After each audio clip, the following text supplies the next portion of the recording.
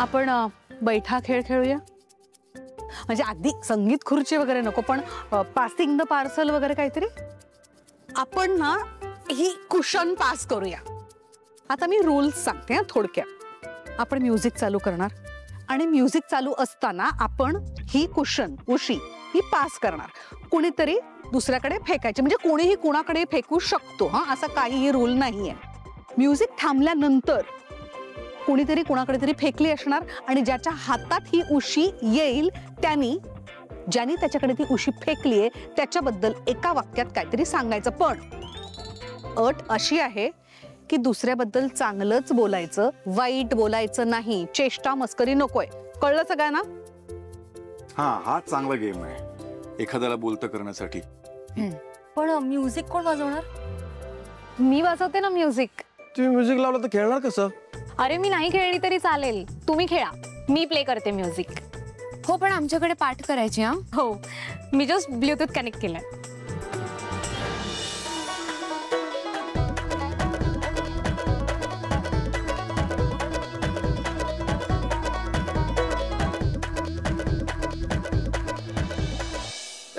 राजकुमार दादा, मला ऐश्वर्याबद्दल काही चांगलं बोलायचं ना.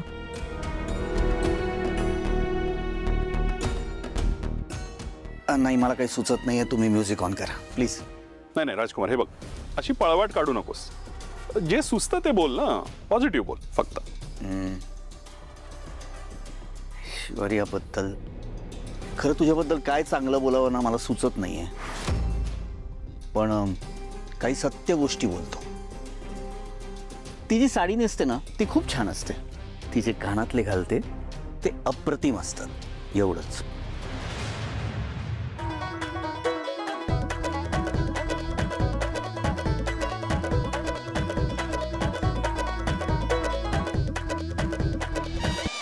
सावली.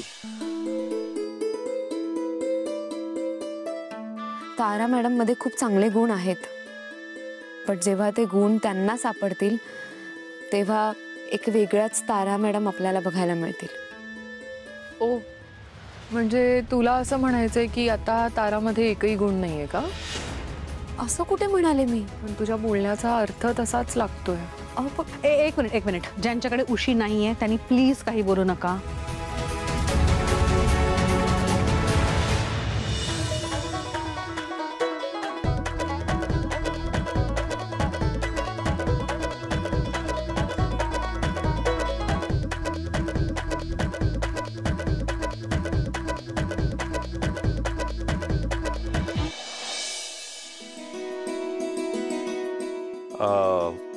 सावलीबद्दल बोलण्यासारखं खूप आहे, पण एवढंच सांगतो की सावली लौकिक अर्थानं माझी सून असली तरी ती मला मुलीसारखी आहे.